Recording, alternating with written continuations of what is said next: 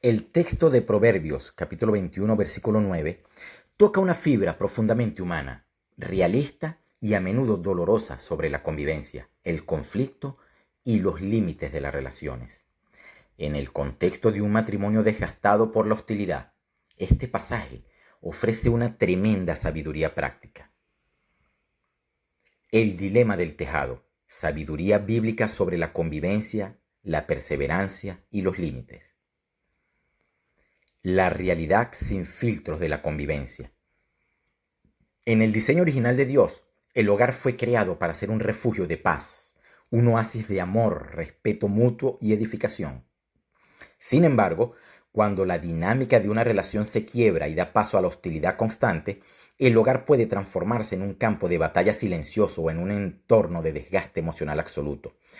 Muchos creyentes se debaten diariamente en un dilema silencioso. Por un lado, el deseo y el mandato bíblico de perseverar, restaurar y salvar su relación.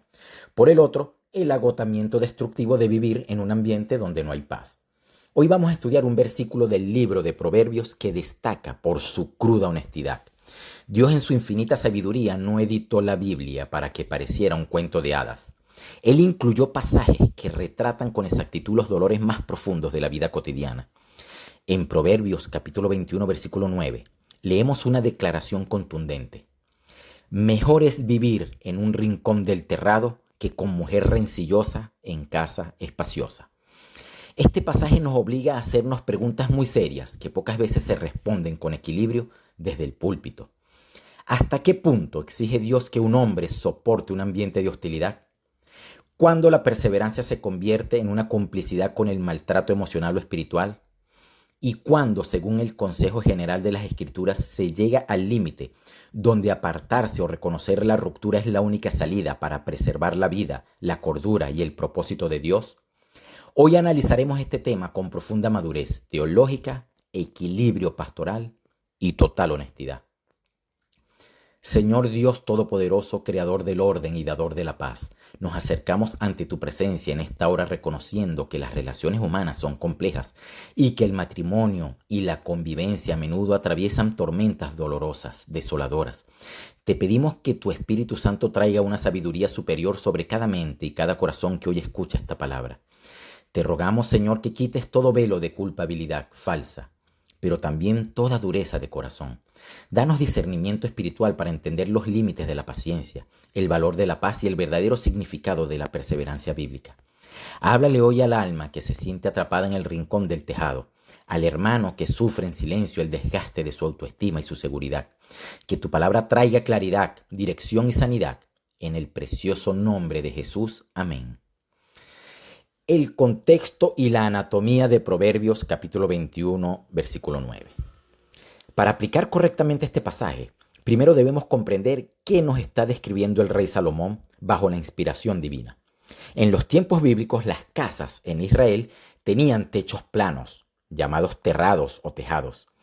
El terrado era un lugar expuesto directamente al clima, al sol abrasador del día, al frío de la noche, al viento y a las tormentas. Nadie quería vivir en el terrado. Era un lugar incómodo, peligroso y solitario. Por el contrario, una casa espaciosa representaba comodidad, estatus, refugio y bendición material. Sin embargo, el proverbio establece una paradoja impactante.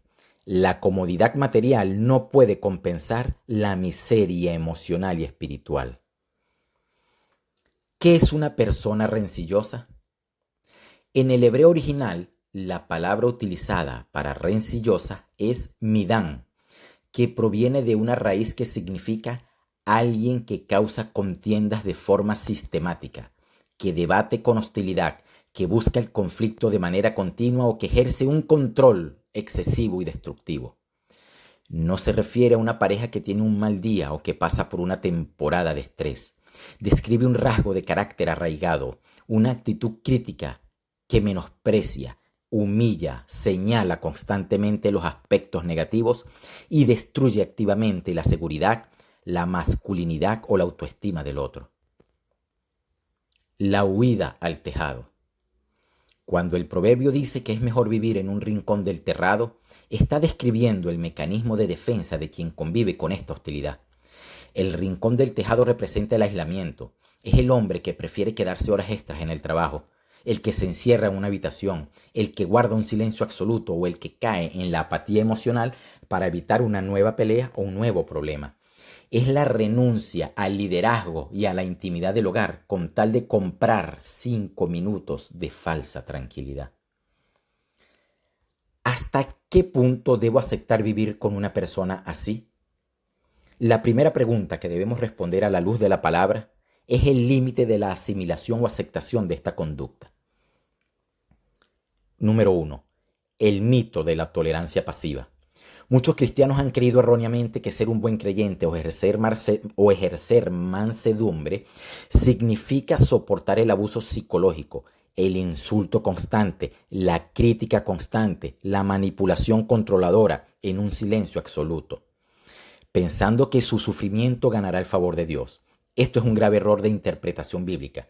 Dios jamás nos llama a ser cómplices del pecado de otros, ni a validar conductas destructivas.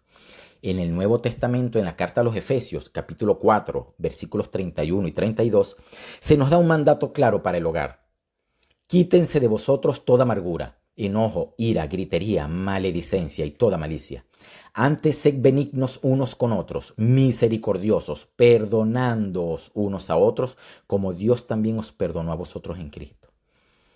La paciencia bíblica tiene como propósito dar espacio para el arrepentimiento y la restauración, no proveer una licencia para que una persona destruya la identidad del otro de manera indefinida. Tú debes aceptar con paciencia las debilidades y los procesos de crecimiento de tu pareja, pero nunca debes aceptar como normales las dinámicas que atacan tu valor y tu cordura. Cuando la convivencia destruye tu identidad y te obliga a vivir en un rincón del tejado perdiendo tu paz, se ha cruzado la línea de lo saludable. ¿Cuándo debo seguir luchando por la relación? La Escritura es sumamente protectora del pacto matrimonial. Dios apuesta por la reconciliación siempre que sea posible.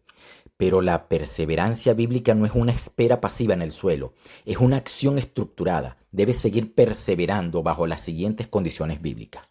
Número 1. Mientras exista reconocimiento del problema y voluntad de cambio. Miremos lo que dice Proverbios capítulo 28, versículo 13. El que encubre sus pecados no prosperará, mas el que los confiesa y se aparta alcanzará misericordia. Si tu pareja, a pesar de sus arrebatos de hostilidad y de control excesivo, tiene momentos de lucidez espiritual donde reconoce sus errores, confiesa que su actitud es destructiva y muestra un deseo genuino de buscar ayuda, tanto espiritual como profesional, para sanar sus propias heridas del pasado, allí hay terreno para perseverar. El proceso de restauración de un carácter dañado no ocurre de la noche a la mañana. Habrá caídas y momentos difíciles, pero si la dirección del corazón de ella es hacia el arrepentimiento, al reconocer sus errores, reconocer sus fallas, intención de cambio, la instrucción divina es extender gracia, ejercer la paciencia y luchar juntos por salvar el matrimonio. Número 2. Mientras la perseverancia no destruya tu salud mental y espiritual. El apóstol Pablo nos da un principio fundamental sobre la convivencia y la fe en 1 Corintios capítulo 7, versículo 15. Resumo. Pero a paz nos llamó Dios. La perseverancia tiene un propósito, la edificación mutua.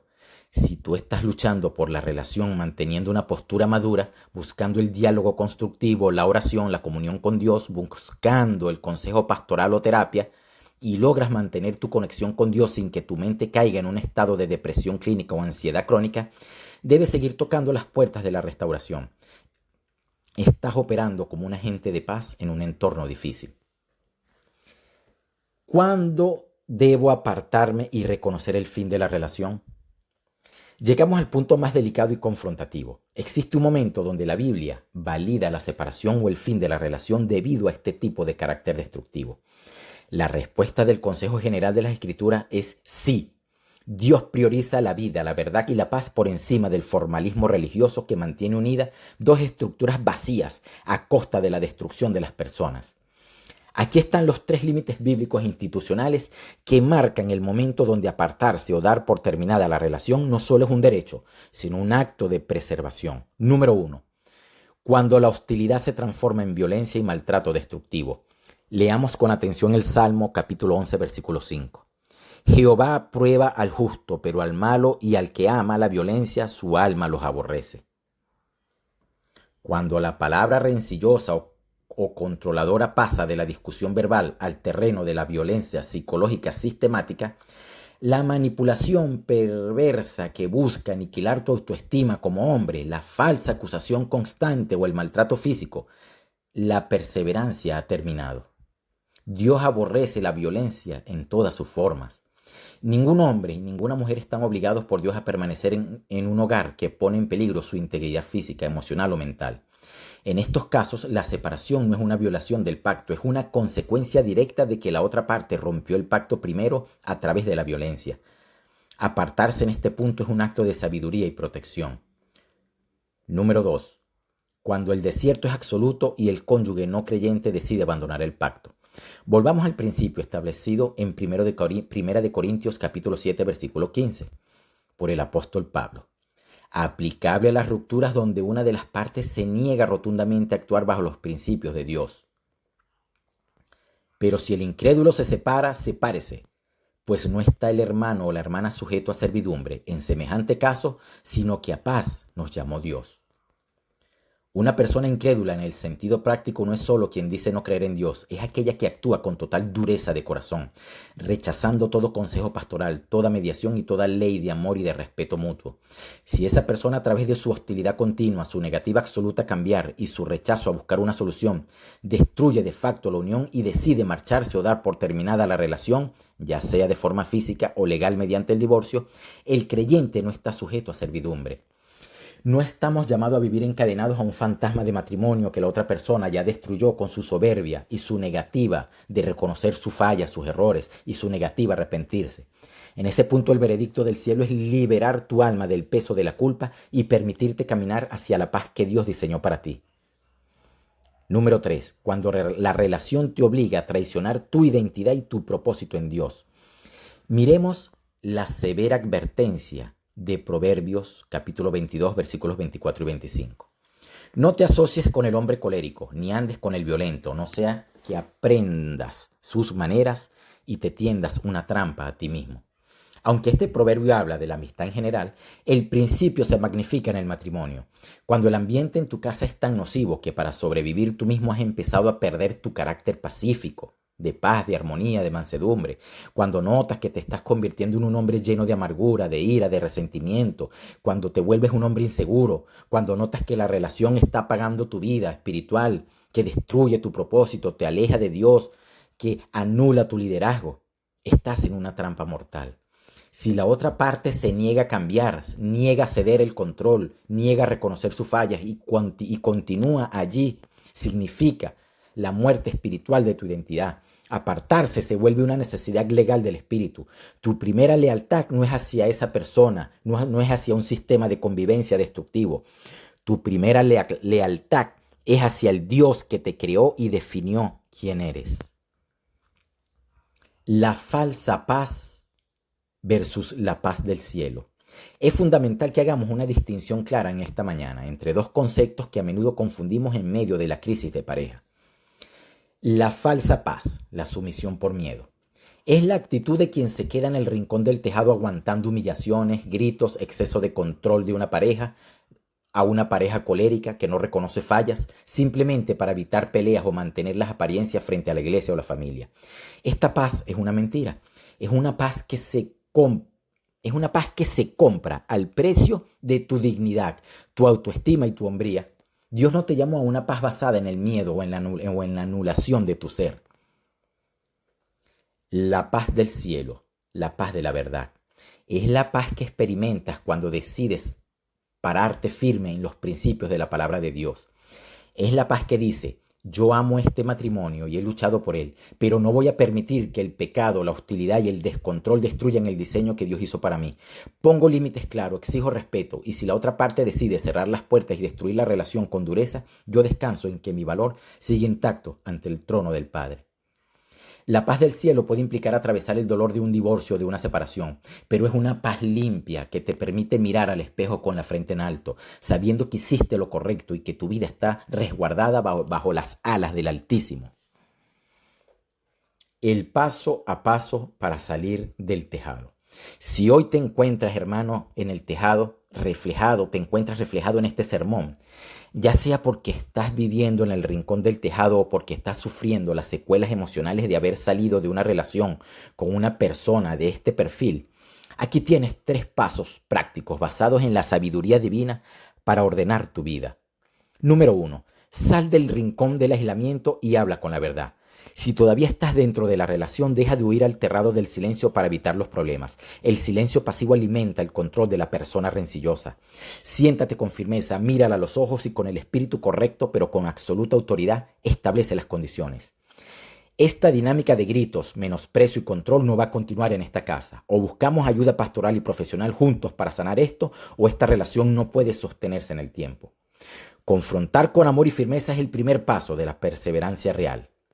Segundo, entrega la carga de lo que no puedes controlar. Muchos hombres cargan con una culpa falsa impuesta pensando, el matrimonio fracasó porque yo no fui un buen líder o porque tuve debilidad de carácter. Escucha esto con atención, tú eres responsable de tus errores, pero no eres responsable de la dureza del corazón de la otra persona, de su control excesivo y de sus afecciones en el corazón, en su mente, de su no reconocimiento de sus errores. Tú no puedes cambiar el carácter de nadie. El liderazgo no significa obligar a alguien a ser sumiso o pacífico. El liderazgo significa modelar a Cristo y poner límites sanos frente al pecado. Si tú abriste la puerta a la restauración y la otra parte prefirió mantener su actitud altiva de control y destructiva, esa cuenta le toca rendirla a ella ante Dios, no a ti. Suelta esa mochila de culpa que no te pertenece. Número 3. Reconstruye tu altar personal sobre la roca de tu identidad. Reconstruye tu altar personal sobre la roca de tu identidad. Si la relación ya terminó y hoy te encuentras viviendo en el proceso de reconstrucción tras un divorcio o separación, tu tarea principal es sanar el terreno de tu corazón. El enemigo querrá usar las críticas del pasado para recordarte tus debilidades y vaciar tu seguridad. A partir de hoy vas a utilizar la palabra de Dios como tu alimento diario. Cada mañana vas a declarar: mi valor no se destruyó en esa casa espaciosa llena de contiendas. Mi valor está intacto en Cristo Jesús. Yo no soy el esclavo del miedo al rechazo. Soy un hijo perdonado, redimido y levantado para una bendición constante de Dios de todos los días. Mastícalo, asimílalo y deja que el Espíritu de Dios sane cada herida de tu autoestima. Conclusión. El Dios que restaura tu valor.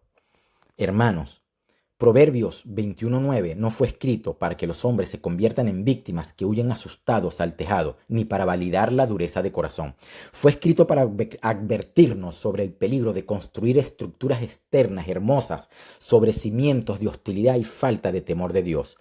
Si has tenido que pasar por el desierto de la separación debido a un ambiente insostenible o si hoy estás marcando los límites necesarios en tu hogar, recuerda que el Dios del universo no te diseñó para la miseria espiritual.